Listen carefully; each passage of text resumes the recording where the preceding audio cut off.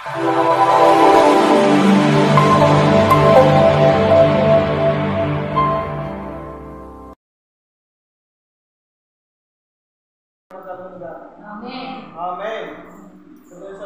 వాక్యం ధ్యానం చేద్దాం.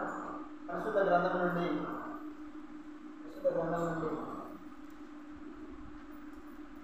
నిర్గమకాండము 17వ అధ్యాయము 11వ వాక్యం చూడటం ఒకసారి.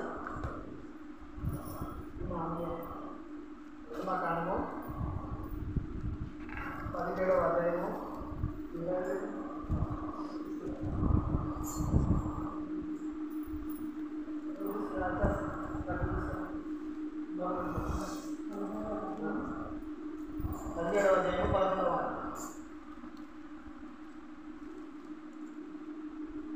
మోషే తన చెయ్యి పైకెత్తినప్పుడు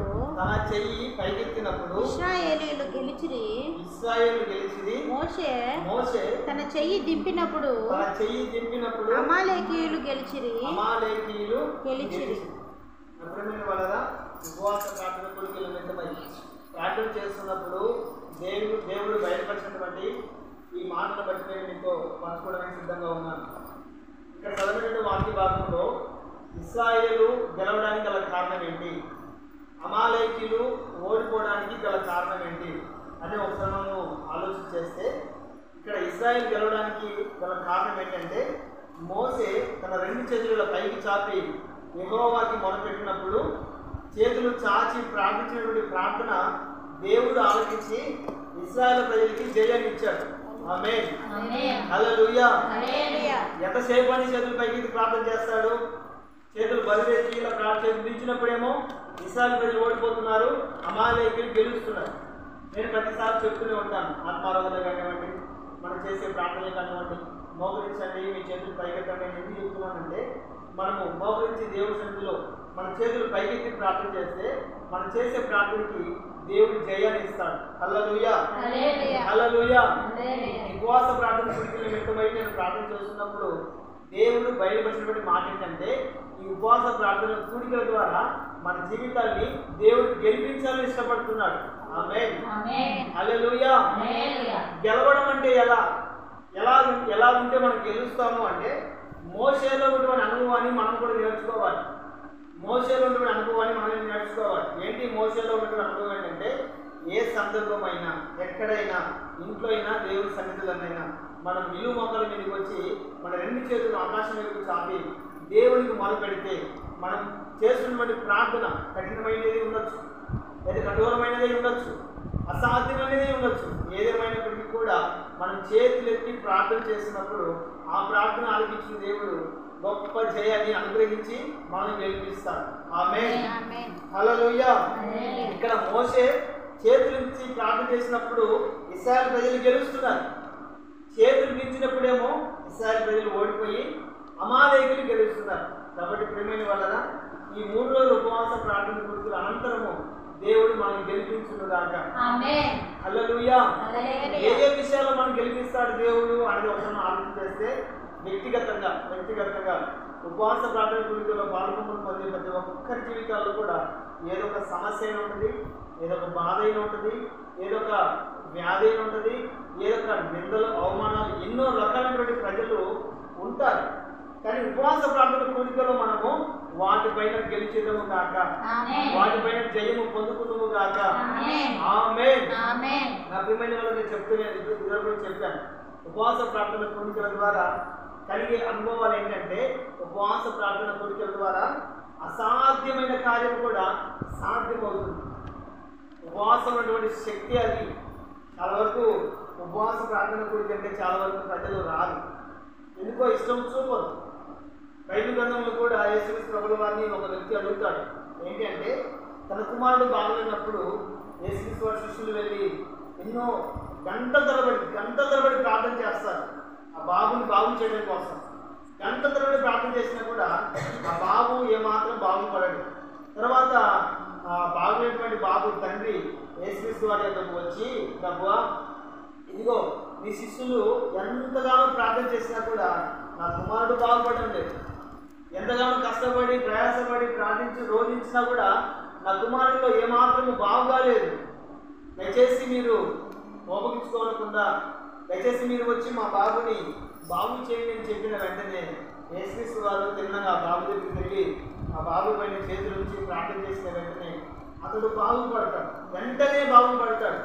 తర్వాత తన శిష్యులైన వారు యేసుక్రీస్తు వారిని అడుగుతారు, అయ్యా ఉదయం నుంచి ఇంతవరకు ఆ అబ్బాయి దగ్గర మేము మోకాళ్ళ నుంచి కన్నీళ్ళు కాచుకొని గుండెలు వాడుకొని రోధించి మా చేయాల్సిన ప్రయత్నాలు అన్నీ కూడా చేశాము, అతను ఏమాత్రం మార్పు రాలేదు, అతను ఏమాత్రం బాగుపడలేదు. మీరు ఇప్పుడిప్పుడు వచ్చి అతను ఎలా బాగు చేశారు, ఇది ఎలా సాధ్యం అని ప్రజలు అని శిష్యులు యేసుక్రీస్తు వారిని అడిగినప్పుడు ఆ యేసుక్రీస్తు వారు శిష్యులతో చెప్పినటువంటి సమాధానం ఏంటంటే, ఇటువంటి కఠినమైన బాధలు, ఇటువంటి కఠినమైనటువంటి వ్యాధులు, ఇటువంటి కఠినమైనటువంటి దయ్యాలు వెళ్ళిపోవాలి అంటే ఒక ఉపవాస ప్రార్థన ద్వారా మాత్రమే సాధ్యం. హల్లెలూయా. ఇటువంటి కఠినమైన వ్యాధులైనా రోగాలైనా దయ్యాలైనా మీరు వెళ్ళగొట్టాలి అంటే ఉపవాస ప్రార్థన ద్వారా సమస్తాన్ని సాధించగలుగుతారు. ఆమేన్ అని యేసుక్రీస్తు ప్రభువు వారు ఉపవాస ప్రార్థనలో ఉన్నటువంటి శక్తిని ఆయన బయటపరిచినట్లు మనం చూస్తాం. అంత మాత్రమే కాదు, యేసుక్రీస్తు ప్రభువు వారు బాప్తిసం తీసుకున్న అనంతరం 40 దినాలు ఉపవాసం ఉన్నట్లుగా వాక్యం సాధిస్తుంది. ఎందుకని 40 రోజులు ఉపవాసం ఉండాలి? ఆయన దేవుడు కదా, తండ్రి దేవుడు, ఆయనకు తోడుగా ఉన్నాడు కదా, ఆయన ఏమి చేసినా కూడా తన తండ్రి నెరవేరుస్తాడు కదా, ఏమి చేసినా కూడా ఆశ్చర్యమైన కార్యాలైనా అద్భుతాలైనా తన తండ్రి తనకు తోడుగా ఉన్నందున ఏమైనా కూడా జరుగుతాయి కదా. మరి ఎందుకు 40 రోజులు ఉపవాసం ఉండాలి? 40 దినాలు యేసుక్రీస్తు ప్రభువు వారు ఎందుకు 40 రోజులు ఉపవాసం ఉండాలి అని అడిగితే, తన తండ్రి తన మీద వచ్చినటువంటి ఆ పని ఆశమాష పని కాదు, అసాధ్యమైన పని. ఇదిగో ప్రపంచ మానవాళి కొరకు ప్రాణం పెట్టడం అంటే మామూలు విషయం కాదు. తనలో ఉన్నటువంటి రక్తము అంతా ఒక్క రక్తపు బిందువు కూడా ఉంచుకోకుండా సమస్త రక్తాన్ని దారపోయడం అంటే మామూలు విషయం కాదు. వాళ్ళు సెలవు మానిపై చిత్రహింస చేస్తున్నప్పుడు, ఆయన గాయపడుతున్నప్పుడు, కొరడాలతో ఉంటున్నప్పుడు, ఎంతగానో బాధించినప్పుడు మౌనంగా భరించాలి. కాబట్టి ఇదంతా అసాధ్యం. ఈ భారభరితమైనటువంటి సెలవు భారాన్ని నేను మోయాలి అంటే, లేకపోతే ప్రజల దగ్గరికి వెళ్తారు. ప్రజల దగ్గరికి వెళ్ళిన తర్వాత వారు గుడ్డివారు వస్తారు, కుంటివారు వస్తారు, మగవారు వస్తారు, చెవిటివారు వస్తారు, దయ్యం పట్టిన వాళ్ళు వస్తారు, కుష్ఠరోగులు వస్తారు, భూమి వాళ్ళు వస్తారు, చనిపోయిన వాళ్ళు కూడా ఉంటారు. వీళ్ళందరి జీవితాల్లో ఒక ఆశ్చర్యమైన కార్యాలు జరగాలి అంటే ఉపవాస ప్రార్థన నాకు అవసరమని యేసుక్రీస్తు ప్రభువు వారే 40 దినాలు ఉపవాసం ఉన్నారు. ఎందుకు అంటే తండ్రి తన మీద వచ్చినటువంటి ఆ పనిని సంపూర్తి చేయాలి అన్న, ప్రజలలో అనేక ఆశ్చర్యమైన కార్యాలు జరగాలన్నా ఉపవాసం అనేది చాలా అవసరమని స్వయాన మనం ఆలోచిస్తున్న దేవుడే యేసుక్రీస్తు ప్రభువు వారే 40 రోజులు ఉపవాసం ఉండి గొప్ప కార్యాలు జరిగించినట్టుగా వాక్యం సెలవిస్తుంది. ప్రియమైన వాళ్ళరా, ఈనాడు మనము ఇంచుమించు ఈ నెల ప్రారంభంలో చెప్తూనే ఉన్నాం. 27, 28, 29 తేదీలు 3 రోజులు ఉపవాస ప్రార్థనలు ఉంటాయి. దయచేసి మీరందరూ పొందనని మనం ప్రతి వారం కూడా చెప్తూనే ఉన్నాం. ఈరోజు ఉపవాస ప్రార్థనలో పాల్గొనడం ఎంతమంది అంటే కొద్ది మంది. ఎందుకు అంటే ఉపవాస ప్రార్థన శక్తి వాళ్ళకి తెలియక, ఉపవాస ప్రార్థన బలం ఏంటో వాళ్ళకి తెలియక ఫోన్ చేసినప్పుడు చెప్తూనే ఉంటారు, అయ్యా ఈ సమస్యను మేము బయటపడలేకపోతున్నాం, ఇది ఈ బాధను మేము బయటపడలేకపోతున్నాం, మా పిల్లలు మాకు లోపడడం లేదు, ఇది పొరుగు వారు మా మీదకి వస్తున్నారు, ఇరుగు పొరుగు వారు మా మీద గొడవకు వస్తున్నారు, ఈ సమస్యను మేము ఎప్పుడు బయటపడతాయో మాకు అర్థం కావాలి అంటారే. కానీ ఉపవాస ప్రార్థన కూడికలు సంఘంలో ఏర్పాటు చేశారు. సంఘంలోకి వెళ్ళి ఉపవాస ప్రార్థన కూడికలో పాల్గొంపులు పొంది ఈ అసాధ్యమైన సమస్యల నుండి మేము బయటపడాలి అన్నటువంటి ఆలోచన వారికి లేదు. అభిమన్యు వల్ల యేసుక్రీస్తు ప్రభువు వారు దేవుడై ఉండి 40 రోజులు ఉపవాసం అంటే సామాన్యమైన మనుషులము, ఎన్నికైనటువంటి మనుషులము పట్టుమని మన కుటుంబాల కొరకు, మన ప్రాంతాల కొరకు, మన సంఘానికి కొరకు 3 రోజులు కూడా ఉపవాసం ఉండలేకపోతే మనది కూడా ఒక ఆత్మీయ జీవితం అంటారా? మనది కూడా ఒక విశ్వాసం అంటారా? మనది కూడా ఒక విశ్వాసులు అని దేవుడు పిలుస్తాడా? పిలవడు. ఎందుకంటే కనీసం మన కుటుంబాన్ని కట్టుకోవాల్సిన బాధ్యత కూడా మనకు లేకపోతే ఎలా?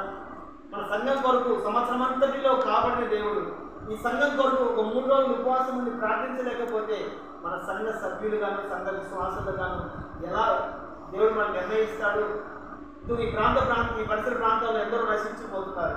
విగ్రహారాధన చేసి లేదా చెడు వ్యసనాలతోనూ లేకపోతే సమస్యలతోనూ కొట్లాటతోనూ గొడవలతోనూ అనేక రకాలుగా ప్రజలు నశించిపోతున్నారు. వారందరి కొరకు 3 రోజులు ఉపవాసం ఉండి ప్రార్థన చేసే కనీస బాధ్యత మనకు లేకపోతే మనల్ని దేవుడు ఎలా క్రైస్తవులని నియమిస్తాడు?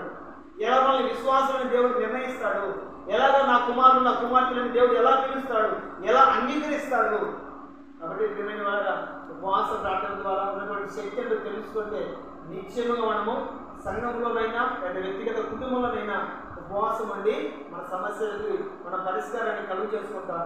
మన ఆత్మీయ జీవితంలోనూ విశ్వాస జీవితంలోనూ గొప్ప జయాన్ని పొందుకుంటాం. హల్లెలూయా, హల్లెలూయా. మరలా చెప్పాను, ఉపవాస ప్రార్థన ద్వారా యూదులకి మరణ శాసనము నిర్ధారించినప్పుడు యూదులందరూ ఎక్కడున్నా సరే వారిని పట్టుకొని వచ్చి చంపేయనని రాజు దగ్గర నుండి ఆజ్ఞ జారీ చేయబడినప్పుడు యూదులైన వారు ఏం చేశారంటే తప్పించుకొని తిరగలేదు.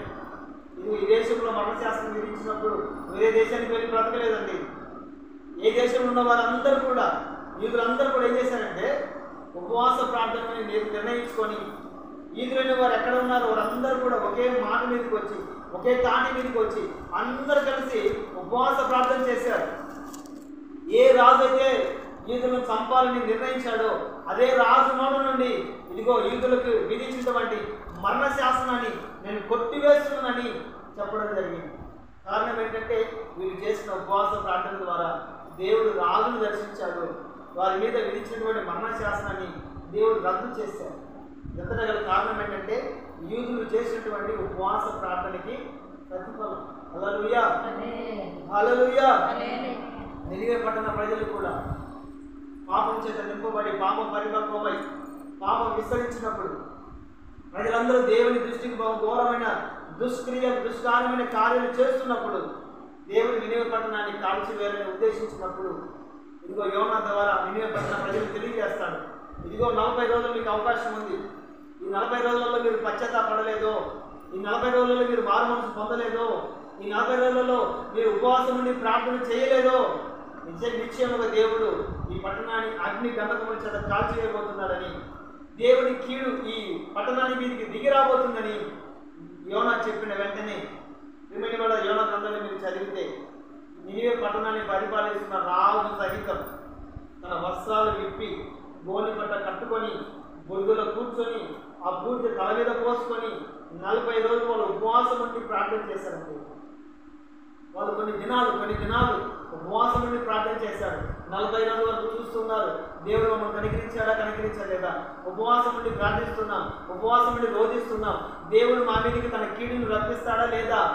మేమేమో ఉపవాసం నుండి ప్రార్థన చేస్తున్నాం, ఇది అసాధ్యం, కానీ దేవుడు ఈ కార్యాన్ని సాధ్యం చేస్తాడా లేదా అని నినివే పట్టణ ప్రజలు ఉపవాసం ఎదురు చూస్తున్నారు. 40 దినాలు అయిపోయి లోపే మరలా దేవుని వర్తమానం బయలుపరచబడింది.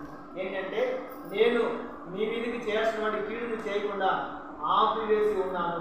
దేవునికి మహిమ కలుగును గాక. ఎందుకో తెలుసా?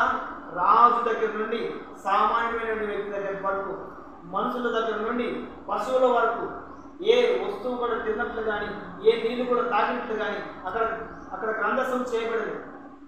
ఎందుకు అంటే ఉపవాసం ద్వారా వారి కీడు నుండి తప్పించబడాలని, ఉపవాసం ద్వారా తన పట్టణాన్ని కాపాడుకోవాలన్నటువంటి ఉద్దేశం చేత నినివే పట్టణ ప్రజలందరూ కూడా ఉపవాసం అండి తన పట్టణాన్ని తన ప్రజల్ని వారి జీవితాన్ని కాపాడుకున్నట్లుగా వాక్యం సెలవిస్తుంది.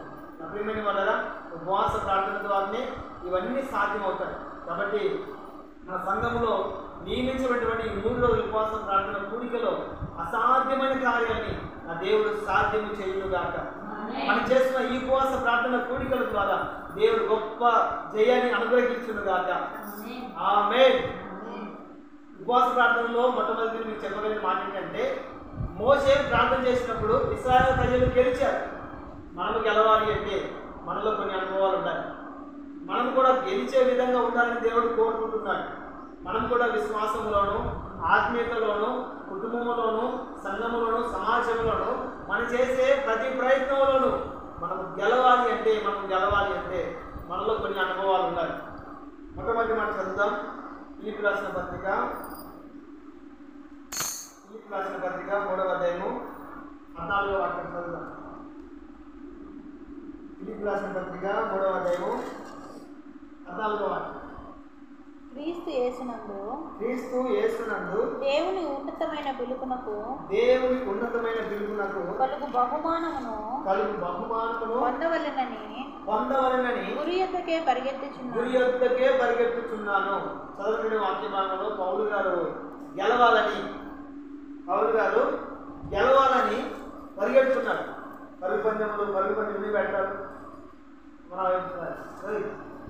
పరుగు పందెం ఎందుకు పెడతారు? ఎవరండి కదా, ఎంతమంది పరిగెడతారు? 10 మంది పరిగెడితే లాస్ట్ గెలిచిన ఎంతమంది? ఒక్కడే గెలుస్తారు. అందరూ విన్నరు, 3వ వాడికి సంబంధం లేదు. తప్పించింది ఒకరికి ఇస్తారా, ముగ్గురికి ఇస్తారు? ఒకరికి తిరిగి అడిగారు, ఒకటి తీసుకురైతే టీంకి ఇస్తారు. ఒకటి చేస్తారు. ఎందుకంటే పరిగెత్తారు కాబట్టి. ఎందుకని పరిగెత్తారు వారు? ఒక గురి పెట్టుకున్నారు. ఎలాగైతే సరే మేము పౌలు గారు చెప్పినటువంటి మాటలు మనం ఒకసారి జ్ఞాపకం చేసుకుంటే, క్రీస్తు యేసునందు దేవుని ఉన్నతమైన పిలుపునకు కలుగు బహుమానమును పొందవలనని గురి యొద్దకే పరిగెత్తుచున్నాను. గెలవాలి అంటే పరిగెత్తాలి. గెలవాలి అంటే గురి ఉండాలి. ఇదిగో ఈ బహుమానం నేను పొందుకోవాలి, ఈ సమస్యలో నేను గెలవాలి, ఈ పోరాటంలో నేను గెలవాలి, ఈ పరుగు పందెంలో నేను గెలవాలి అన్నటువంటి ఉద్దేశంలో వాళ్ళు ఏం చేస్తారంటే గురి పెట్టుకుంటారు. ఎలాగైతే నేను ఈ పందెంలో ఈ బహుమానం నేను సొంతం చేసుకోవాలి, ఈ ఆటల పోటీలో నేను గెలవాలి, ఈ పరుగు పందెంలో నేను గెలవాలి, ఆ బహుమానం నేను పొందుకోవాలని గెలవాలనుకున్నవాడు ఏం చేస్తాడంటే గురి పెట్టుకుంటారు. గురి పెట్టుకోవడం అంటే ఏంటి? ఒక పట్టుదల, ఒక ప్రయత్నం, ఒక ప్రాక్టీస్. క్రికెట్ ఆడేవాళ్ళు ఇంచుమించులో 10 రోజుల నుంచి ప్రాక్టీస్ చేస్తూనే ఉంటారు. ఎందుకంటే ఏదో ఒక దినాన ఆపోజిట్ టీంకి మాకు క్రికెట్ ఏర్పాటు చేసినప్పుడు ఎలాగైనా సరే మేము వారి పైన జయము పొందాలి, వారి పైన మేము గెలవాలి, రాష్ట్రం కానీ దేశం కానీ ఇచ్చేటువంటి ఆ బహుమానం పొందుకోవాలని క్రికెట్ ఆడేవారు ఏం చేస్తారంటే ఒక గురిని పెట్టుకుంటారు, బహుమానం పొందాలని. లేకపోతే వాళ్ళకి ఉన్నటువంటి ఆ పోటీల్లో గెలవాలని ఒక గురిని పెట్టుకుంటారు. కాబట్టి ప్రియమైన వాళ్ళగా పౌలు గారికి ఉన్నటువంటి గురి ఏంటి తెలుసా? అనుకుని అంటారు 14వ వచనంలో, క్రీస్తు యేసునందు దేవుని ఉన్నతమైన పిలుపునకు కలుగు బహుమానమును పొందవలనని గురి యొద్దకే పరిగెత్తుచున్నాను. పౌలు గారికి గురి ఏంటంటే దేవుడు ఇవ్వబోతున్నటువంటి ఆ బహుమానం పొందాలి. హల్లెలూయా. పౌలు గారు తన విశ్వాసంలోనూ లేదా తన సేవా జీవితంలోనూ ఒక గెలుపును పొందుకొని గెలిచి దేవుడు ఇవ్వబోతున్నటువంటి బహుమానం పొందాలని పౌలు గారు గురి యొద్దకే పరిగెడుతున్నాడు. హల్లెలూయా. గురి యొద్దకే పరిగెడుతున్నాడు.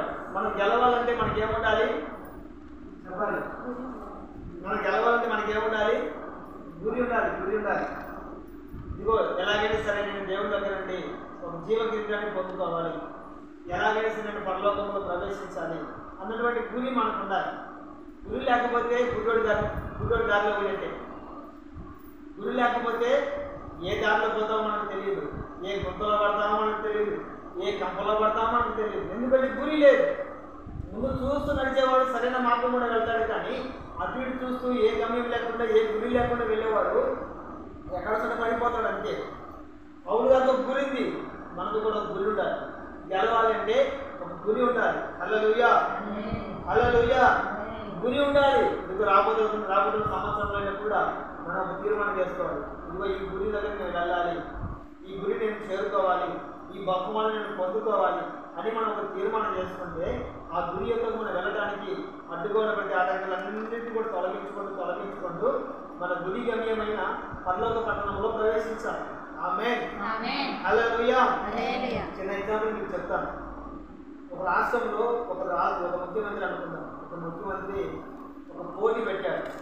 ఏంటి ఆ పోటీ అంటే, చక్కగా బాణాలు విసిరే వాళ్ళని తీసుకురండి, బాణాలు విసిరే పందెం పెడతానని చెప్పేసి చక్కగా బాణాలు విసిరే వాళ్ళని తీసుకురండి అని చెప్పేసి మంత్రులకి ఆజ్ఞ జారీ చేశారు. ఎందుకంటే ఇతరుల రాష్ట్రం వారి మీదకి దండెత్తి యుద్ధానికి వచ్చేటప్పుడు మన దేశంలో చక్కగా బాణాలు వేసే వాళ్ళు కావాలి, చక్కగా బాణాలు విసిరే వాళ్ళు కావాలి అని రాజు ఆజ్ఞ జారీ చేసిన తర్వాత దేశంలో ఉన్న వారందరూ బాణాలు చక్కగా విసిరే వారందరూ కూడా ఆ ఆ పోటీలో పాల్గొంటున్నారు. ఆ పోటీలో పాల్గొనేటప్పుడు రాజు ఒక అడుగుతున్నాడు, ఇదిగో కనిపించని దూరంలో ఒక పావులను పెడతాడు, ఒక పక్షిని పెడతాడు. మీరు ఎవరైనా సరే సరిగ్గా గురి చూసి ఆ పక్షిని కొడితే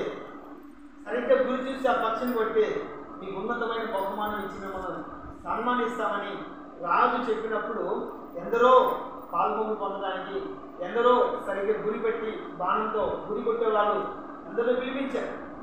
ఒక్కొక్కరు గురి పెట్టేటప్పుడు రాజు చదువుతాడు, ఇదిగో నువ్వు ఎక్కడ గురి చూస్తున్నావు, నీ ఏ సౌండ్ వినపడుతుంది, నీ కంటికి ఏం కనపడుతుంది అన్నప్పుడు ఆ గురి పెట్టినటువంటి వ్యక్తి అంటాడు, ఇదిగో నేను గురి పెట్టి ఆ పక్షిని చూస్తున్నప్పుడు లక్షలాది మంది ప్రజల స్వరం నాకు వినపడుతుంది, నువ్వు గెలుస్తావు అనేటువంటి మాట నాకు వినపడుతుంది.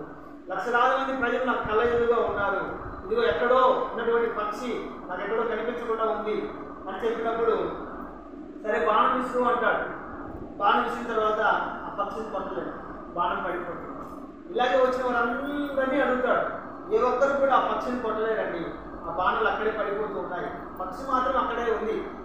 తర్వాత ఇంకొక వ్యక్తి వస్తాడు, చివరిగా ఒక వ్యక్తిని అడుగుతాడు, ఇదిగో ఇక పక్షి కనబడుతుందా అన్నప్పుడు ఆ వ్యక్తి అంటాడు, నాకు పక్షి బాగా కనబడుతుందండి అని చెప్పిన తర్వాత నీ చుట్టుపక్కల ప్రజలు కనబడుతున్నారా, నాకు కనిపించట్లేదని అంటాడు. ఇదిగో ప్రజలందరూ కేకలు వేస్తున్నారు, కొట్టమని ఇక ప్రజల సౌండ్ వాయిస్ స్వరం నీకు వినపడుతుందా అంటే నాకు వినిపించలేదండి అంటాడు.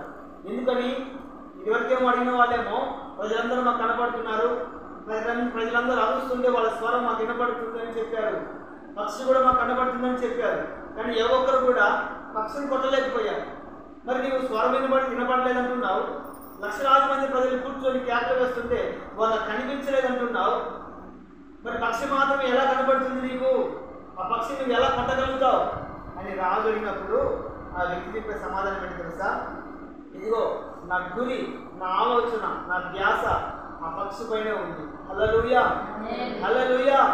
ఆ పక్షిని కొట్టిన తర్వాత ఈ స్వరాన్ని నేను వింటాను, ఈ ప్రజల్ని చూస్తాను. నా గురి మనుషుల మీద కాదు, నా గురి వీళ్ళ కేకల మీద అభినందనల మీద కాదు.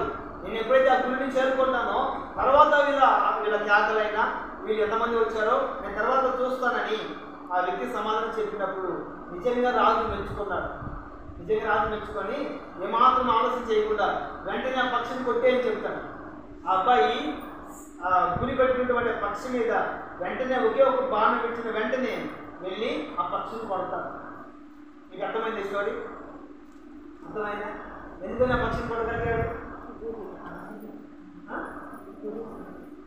ఆ వ్యక్తి గురి పక్షి మీద ఉంది, మనుషుల మీద లేదు. అందరూ పొగుడుతుంటే ఆ పొగడ్తల మీద ఆ వ్యక్తి గురి లేదు. అతని ఫోకస్, అతని గురి ఆ పక్షి మీద ఉంది కాబట్టి కరెక్ట్గా దాన్ని కొట్టగలిగాడు.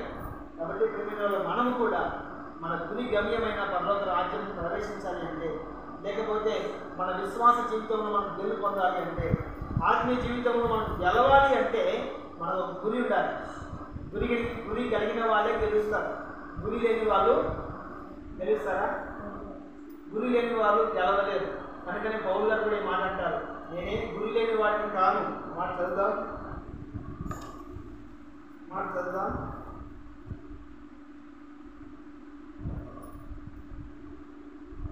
రాసిన పత్రిక 3వ అధ్యాయం 17వ వచనం. సహోదరులారా, మీరు నన్ను పోలి నడుచుకోండి. కొరింథీయులకు రాసిన మొదటి పత్రిక 9వ అధ్యాయం 26వ వచనం. కొరింథీయులకు రాసిన మొదటి పత్రిక 9వ అధ్యాయం 26వ వచనం. కాబట్టి నేను గురి చూడని వాని వలె పరిగెత్తు వాడను కాను, గాలిని కొట్టినట్టు నేను పోట్లాడుట లేదు. కానీ ఒకవేళ ఇతరులకు ప్రకటించిన తరువాత నేనే భ్రష్టుడనైపోదునేమో అని నా శరీరంను నలగొట్టుకొని దాన్ని లోబరుచుకొనుచున్నాను. ఏమైనా వాళ్ళరా, పౌలు గారు తన శరీరాన్ని ఎందుకు నలగొట్టుకుంటున్నాడు? పౌలు గారు తన శరీరాన్ని ఎందుకు నలగొట్టుకుంటున్నాడు అంటే తన ఆ గురిని చేరడానికి తన శరీరం అడ్డం వస్తుందని, ఆ గురిని చేరడానికి తన శరీర కార్యాలు అడ్డమొస్తాయేమోనని తన శరీరాన్ని ప్రతిదినం ఏం చేస్తాడు అంటే నల్లగొట్టుకుంటున్నాడు. అలాగే మనం ఇంటికి వెళ్ళి రాయి తీసుకొని ఒకరోజు ముక్కు, ఒకరోజు తల, ఒకరోజు నల్లగొట్టుకోమని కాదు. శరీరాన్ని నల్లగొట్టుకోవడం అంటే శరీర క్రియలు, శరీర కార్యాలు, శరీరంతో వచ్చే ఆలోచనల్ని చంపుకోవాలి, రాయితో కొట్టి చంపుకోవాలి. పౌలు గారు నా శరీరాన్ని ప్రతిదినము నేను నల్లగొట్టుకుంటున్నాను. ఎందుకో తెలుసా? నేను గురి లేని వాడిని కాను. నా గురి చేరడానికి అడ్డుగా నా శరీరం వస్తుందేమో, ఆ శరీరం నేను నల్లగొట్టుకుంటున్నానని పౌలు గారు సాగిస్తున్నారు. నా ప్రియమైన వాళ్ళరా, మా సేవకులు నూతన దిశలో సాగిస్తున్న సేవకులు ఒక ఆయన ఉండేవాడు, దానియేలు పాస్టర్ అని ఒక ఆయన ఉండేవాడు. ఆయనకి మాంసం తినాలని ఆలోచన వచ్చేస్తా, వెంటనే ఉపవాసం ప్రకటించుకుంటారు. మాంసం తినాలి, చామలు తినక అని తినాలని అనిపించినా కూడా 3 రోజులు కానీ 2 రోజులు కానీ 7 రోజులు కానీ ఉపవాసం ఉంటారు. అంటే మాంసం తినాలనేటువంటి ఆలోచన కూడా మైండ్లో రాకుండా తన శరీరాన్ని కాల్చుకుంటారు. సమయానికి అనుకోకుండా వస్తే తినడం తప్ప, అదే పని ఆలోచన వచ్చిందా వెంటనే ఉపవాసం నిర్ణయించుకుంటారు. 3 రోజుల, 2 రోజుల, 4 రోజుల, 7 రోజుల ఉపవాసం నుండి శరీరంలో కలిగినటువంటి ఆ ఆలోచనని కాల్చి వేసుకుంటారు. ఇలా నల్లగొట్టుకోవడం అంటే పౌలు గారు అంటారు, పరలోక రాజ్యాన్ని ప్రవేశించడానికి నా శరీరం నాకు ఆటంకంగా ఉంటే దాన్ని నల్లగొట్టుకుంటాను. నా గురి గమ్యం ఏంటి తెలుసా? నా దేవుని దగ్గర నుండి బహుమానం పొందుకోవాలి. ఆ బహుమానం పొందుకోకుండా అడ్డుపడుతున్న ప్రతి ఆటంకాలన్నింటినీ కూడా నేను నల్లగొట్టుకుంటాను. ఎందుకు తెలుసా? నేను అందరిలాగా గురి లేని వాడిని కాను. నేను గురి లేని వాడిని కాను. నాకంటే గురి ఉంది. హల్లెలూయా. నాకంటూ గురి ఉంది. ఏదంటే నేను చనిపోయినా బ్రతికినా కూడా నా దేవుని దగ్గర నుండి నేను బహుమానం పొందుకోవాలని గురి నాకుంది. నా విశ్వాస జీవితంలో, నా సేవ జీవితంలో నేను గెలవాలని ఒక గురి నాకుంది. కాబట్టి ఆ గురి ద్వారా నేను గెలుస్తాను. పౌలు గారు అంటారు, ఇతరుల వల్ల నేను గురి లేని వాడని కాను. నా శరీరాన్ని నల్లగొట్టుకొనైనా సరే నా గురితో నేను దేవుని దగ్గర నుండి బహుమానం పొందుకొని నేను ఆత్మీయ జీవితంలో, సేవ జీవితంలో గెలుస్తాను అని చెప్పగలుగుతున్నాను. హల్లెలూయా. కడికని అంటారు, నేను 3వ వచనం 3వ అధ్యాయం 17వ వాక్యంలో ఫిలిప్పీ రాసిన పత్రికలో 3వ అధ్యాయం 17వ వాక్యం. సహోదరులారా, మీరు నన్ను పోలి నడుచుకొనుడి. మేము మీకు మాదిరి ఉన్న ప్రకారము నడుచుకొని వారిని గురిపెట్టి చూడుడి. ఇక్కడ కొంతమంది సేవకుల్ని గురిపెట్టి చూడడం చెప్తున్నారు. మీ గురి దేవుని ఎదురు నుండి బహుమానమైనా, లేకపోతే ఇదిగో మీ ముందు సేవ చేసినటువంటి సేవకులు వాళ్ళు ఎలా ఉపవాసం ఉండేవాళ్ళు, ఎలా ప్రార్థన చేసేవాళ్ళు, ఎలా మంచి ప్రవర్తన కలిగి నడవడిక కలిగి జీవించేవాళ్ళు. ఒక్కొక్క సేవకుని మీరు గురి పెట్టుకోనండి. ఆ సేవకుడు ఎలాగైతే తన గురి గమ్యాన్ని చేరుకున్నాడో మీరు కూడా ఆ గురి గమ్యాన్ని చేరుకుంటారు. ఎందుకంటే క్రీస్తుని పోలి నడుచుకుని ఉన్న ప్రకారము మీరు నన్ను పోలి నడుచుకోండి. ఎందుకంటే నేను గెలిచాను. నన్ను పోలి మీరు నడుచుకుంటే కూడా మీరు కూడా గెలుస్తారు. కాబట్టి మీరు నన్ను పోలి నడుచుకోండి. మీ సేవకులు మీరు గురి పెట్టుకోనండి. ఏమైనా వాళ్ళగా నేను అతిశయంగా చెప్పగలుగుతున్నమాట. నాకు మీద యేసన్న గారితో సరిపోల్చుకున్నటువంటి అనుభవము, అర్హత నాకు లేకపోవచ్చు. కానీ సేవ చేసి 2 రోజులైనా, సేవలో చనిపోయే పరిస్థితి ఏర్పడినా కూడా యేసన్న గారి లాగా సేవ చేసి చనిపోయినటువంటి గురి నాకు ఉంది. హల్లెలూయా. ఆమేన్. హల్లెలూయా. ఎందుకంటే వాళ్ళు ముగించారు, వాళ్ళు గెలిచారు. ఈరోజు మనకు ఒక మాదిరిగా వాళ్ళు ఉన్నారు. సేవ చేయాలంటే పలానా యేసన్న గారి లాగా చేయాలి, సేవ చేయాలంటే పలానా దేవదాస్ శేఖర్ లాగా చేయాలి, సేవ చేయాలంటే పలానా భక్త సింగర్ లాగా సేవ చేయాలి, సేవ చేయాలంటే పలాని సాధు సింగర్ లాగా సేవ చేయాలి, సేవ చేయాలంటే పాలు అందించేలాగా సేవ చేయాలి. మన పిల్లలు ఎందరో తన విశ్వాసంలో జయము పొంది, ఆత్మీయతలో సేవలో జయము పొంది గెలిచి దేవుని దగ్గర వాళ్ళు బహుమానాన్ని పొందుకున్నారు. మరి మనకంటే గురి ఉండాలి కదా. ఇదిగో విశ్వాసం ఉంచితే అబ్రహాములాగా విశ్వాసం ఉంచాలి, విశ్వాసం ఉంచితే శతాధిపతిలాగా విశ్వాసం ఉంచాలి, సేవ చేస్తే పౌలు గారిలా సేవ చేయాలి అన్నటువంటి గురి మనకు లేకపోతే మనము గురిలోని గుడ్డి లేనటువంటి గుడ్డివాళ్ళు సక్రంగా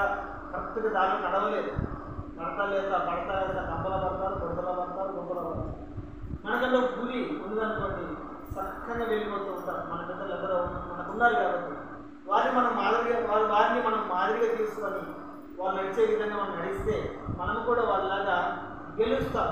హల్లెలూయా, హల్లెలూయా. మనం గెలవాలంటే మనం ఏముండాలి చెప్పాలి? ఏముండాలి? ఏముండాలి?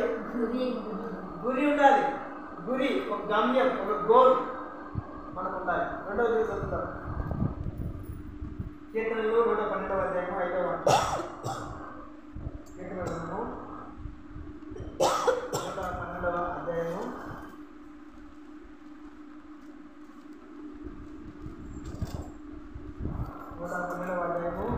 5వ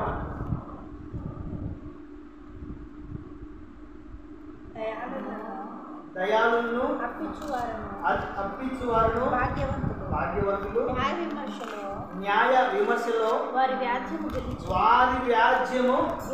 గెలుచును.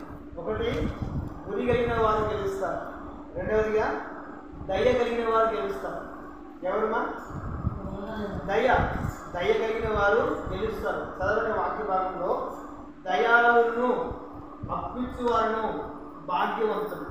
మనం ఎవరిపైనా దయ చూపించినా కూడా, లేదా ఎవరైనా ఇబ్బందులు ఉన్నప్పుడు వారిని మనం అప్పించినా కూడా మనం ఎవరు అంటే, వాక్యం చెప్తున్నటువంటి మాట, మనం ఎవరు అంటే భాగ్యవంతులని దేవుడు వాక్యం సెలవిస్తుంది. ఎవరి మీదైనా మనం దయ చూపించినా, లేకపోతే ఎవరైనా ఇబ్బందులతో ఉన్నప్పుడు వారికి మనము ఒక 10 రూపాయలు అప్పించినా వారిని దేవుడు ఏమని పిలుస్తాడు అంటే భాగ్యవంతులు అని పిలుస్తాడు. ఎందుకు ఈ భాగ్యవంతులు అని దేవుడు అడుగుతున్నాడంటే, ఒకానొక దినాన మనకు తీర్పు దినం జరుగుతుంది. ఒకానొక దినానంటే యేసుక్రీస్తు ప్రభువు గారు ధవళ సింహాసనం మీద కూర్చోండి, ఒకవైపు కుడివైపు కొందరిని, ఎడమవైపు కొందరిని నిలబెట్టి వరుసలో తీసుకుని వస్తారు. ఎవరైతే ఇతరుల మీద దయ చూపిస్తారో, ఎవరైతే ఇతరులు ఇబ్బందులు ఉన్నప్పుడు వారికి అప్పిస్తారో వారిని భాగ్యవంతులుగా మార్చిన దేవుడు వారిని ఏమో కుడివైపు తీసుకొని వస్తారు.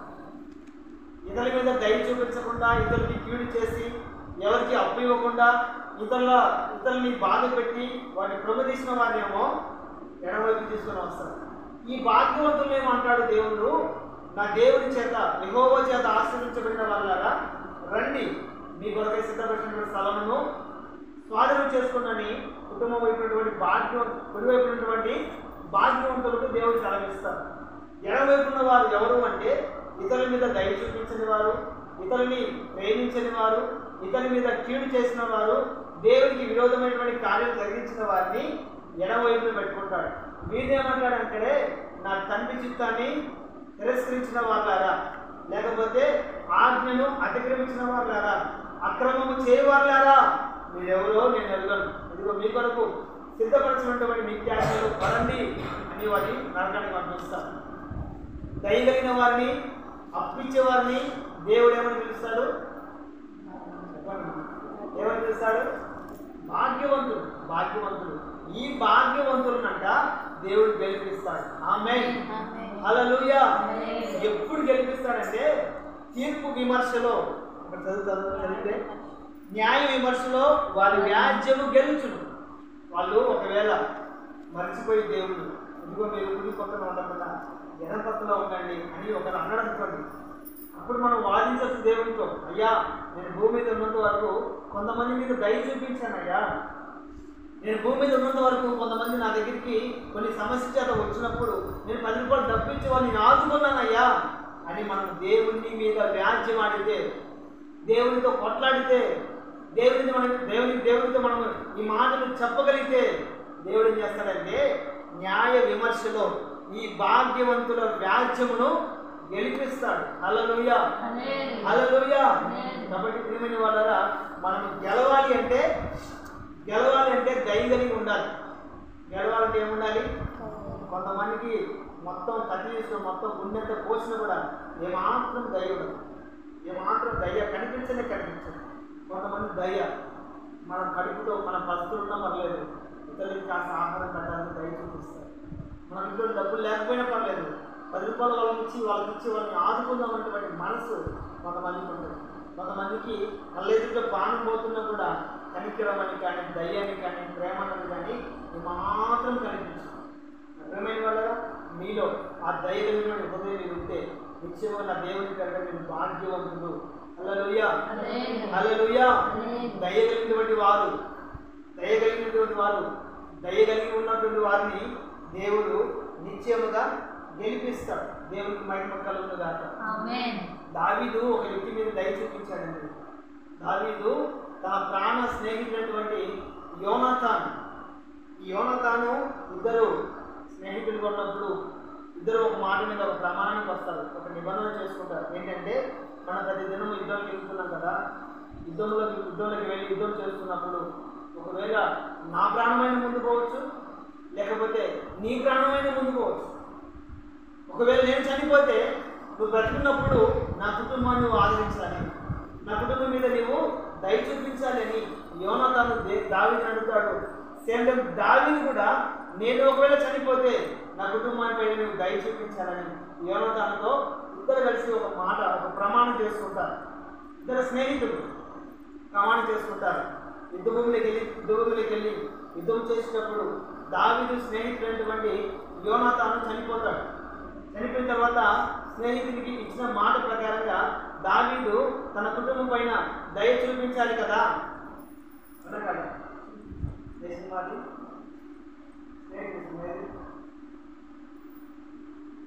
దయ చూపించాలి కదా. దావీదు రాజయ్యాడు, దావీదు గెలిచాడు.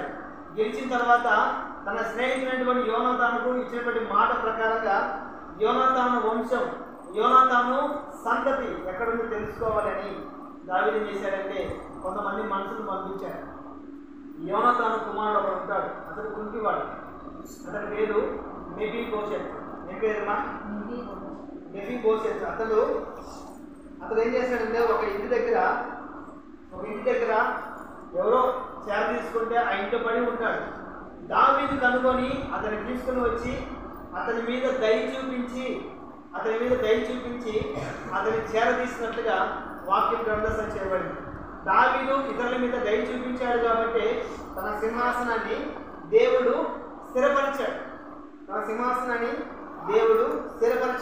అంత మాత్రమే కాదు, ఎస్తేరు కూడా అహష్వేరోషు రాజు ఎస్తేరు మీద దయ చూపించారు.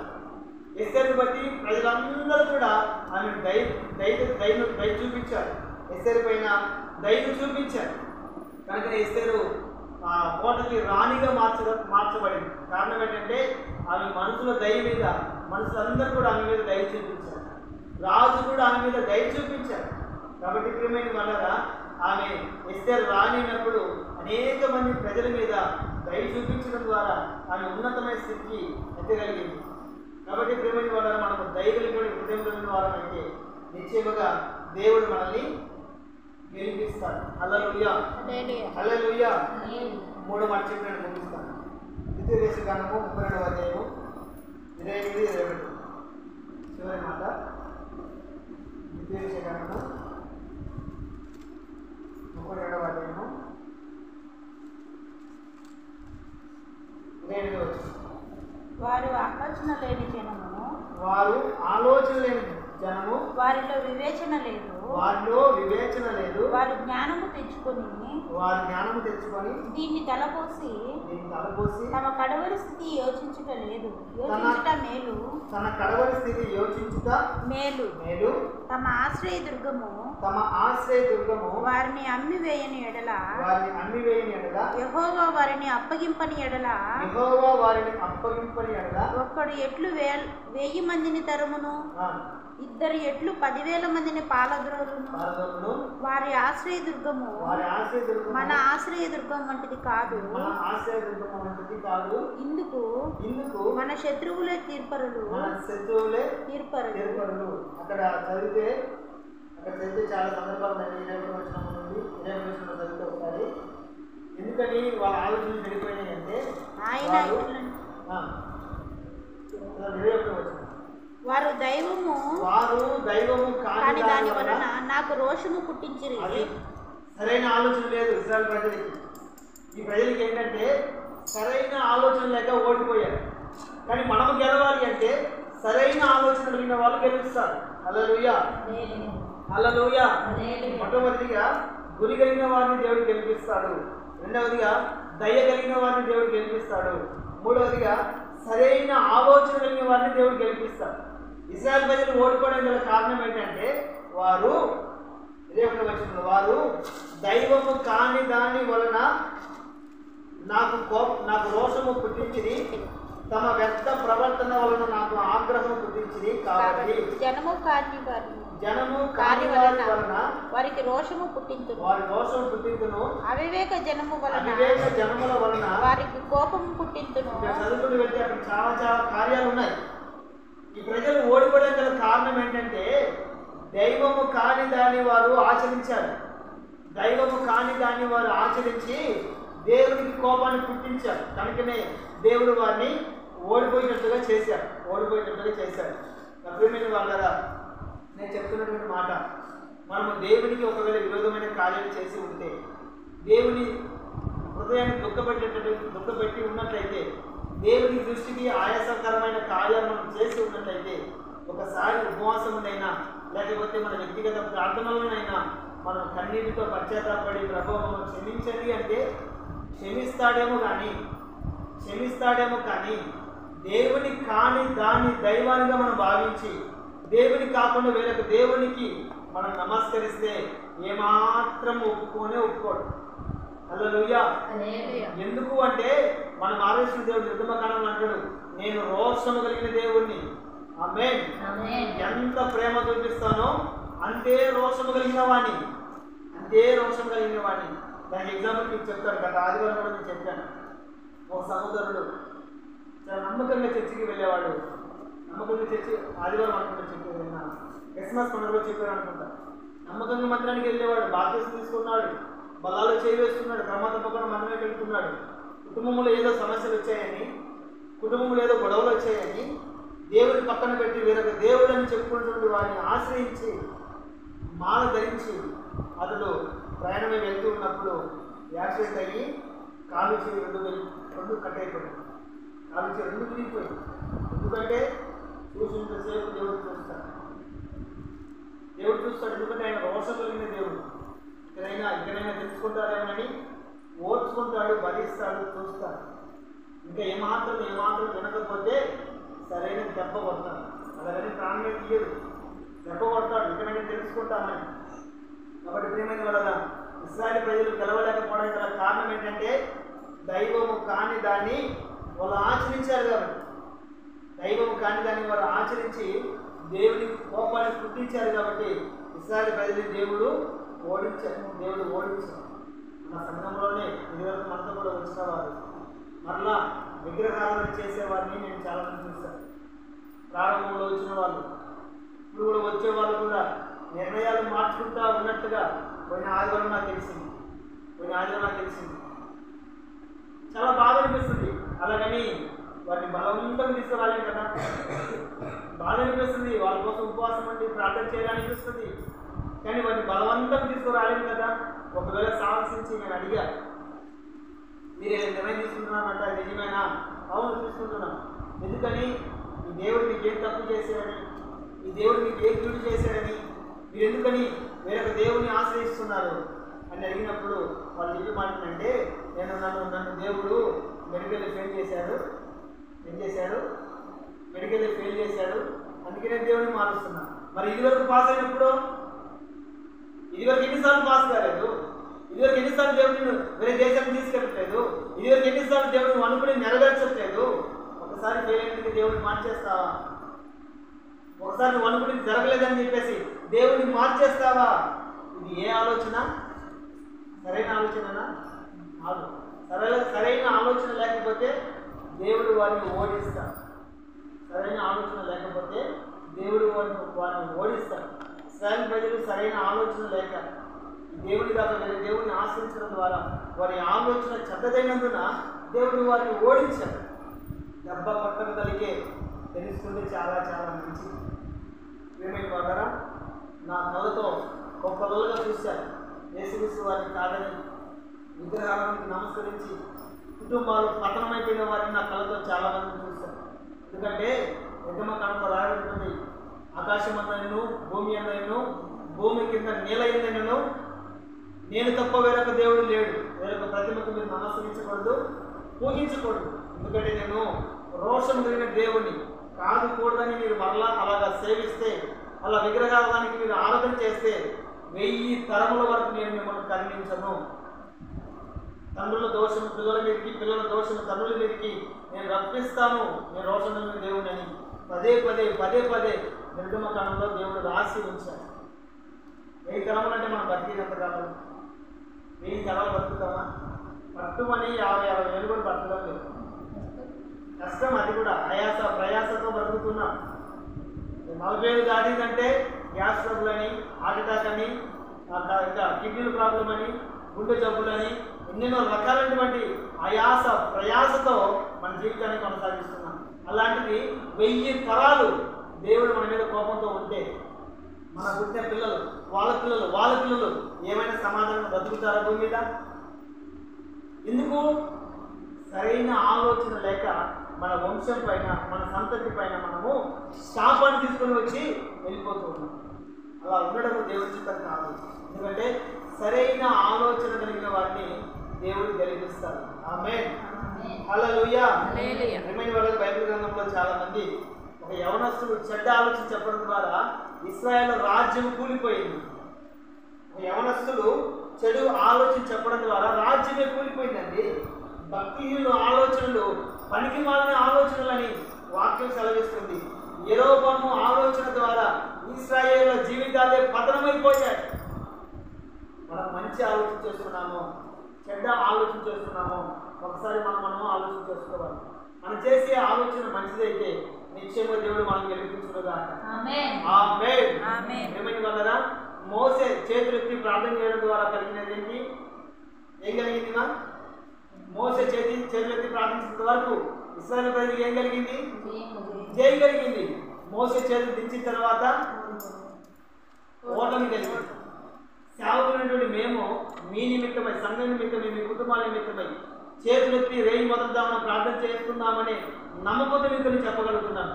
ఈరోజు కుటుంబంలో ఉన్న వారందరూ ఈ 2024 సంవత్సరం ముగించేంత వరకు మీరు సుఖ సంతోషాలతో ఆరోగ్యంగా సంతోషంగా ఉన్నారు అంటే ఒక సేవకుడిని నేను చెప్పగలుగుతున్నా. నేను మీ నిమిత్తమై, సంఘం నిమిత్తమై రేయి మొదలుదామని చేతుల నుంచి ప్రార్థన చేయడం ద్వారా సంఘానికి, సంఘ బిడ్డలకి నా దేవుడు జయాన్ని కలిగిస్తున్నాడు. ఆమేన్.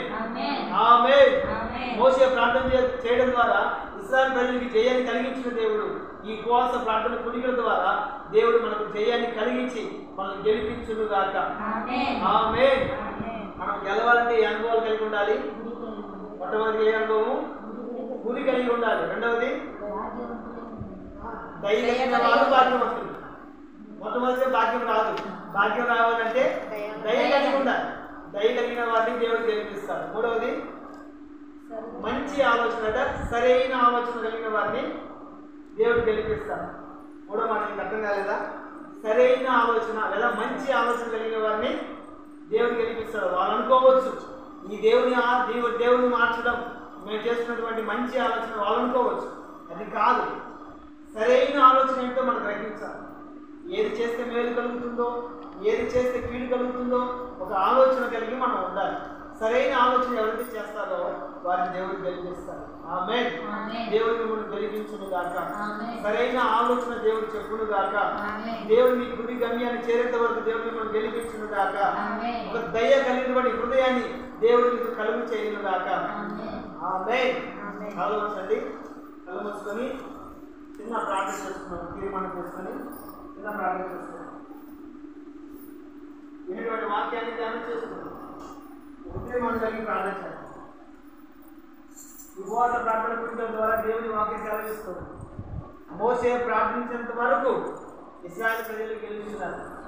మోసే చేతులు దించిన తర్వాత అమాలేకులు గెలుస్తున్నారు. కారణం ఏంటో తెలుసా? మీరు చేతులెత్తి ప్రార్థన చేసిన